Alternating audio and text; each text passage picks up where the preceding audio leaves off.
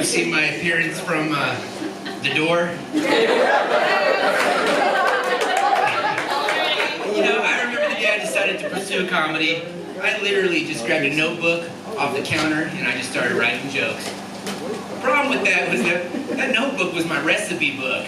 I need to change those things because last night my lasagna bombed. Knock, knock. Oh my gosh, come on, Eagle, let's rip the roof off this mother. Alright, when I say knock, knock, you're like, oh, okay? Wait a minute, okay. Knock, knock. Who's there? Never mind, it's just my lasagna again. I told you it bombed.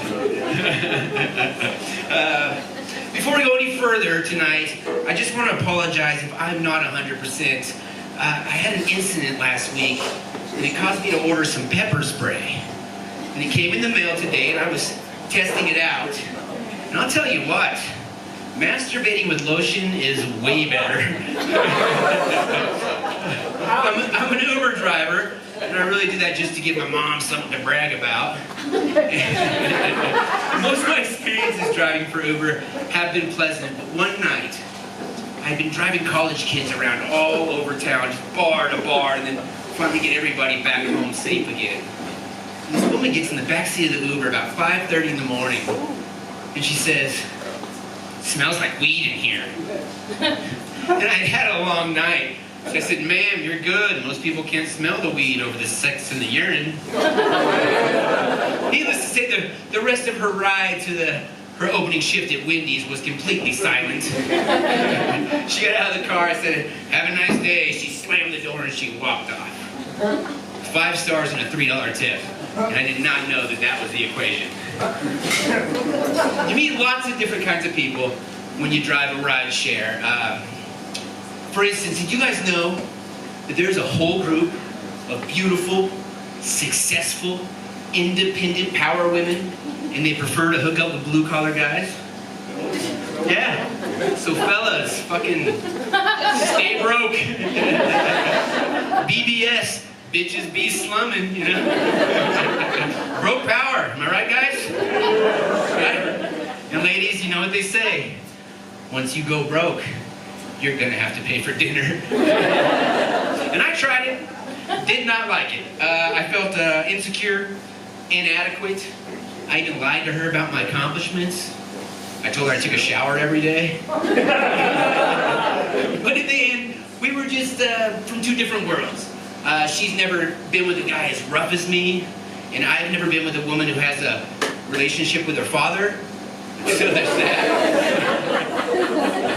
And I can tell you from experience, there is no more deadly predator than a 45-year-old divorced woman, 3 margaritas deep, in the backseat of my car.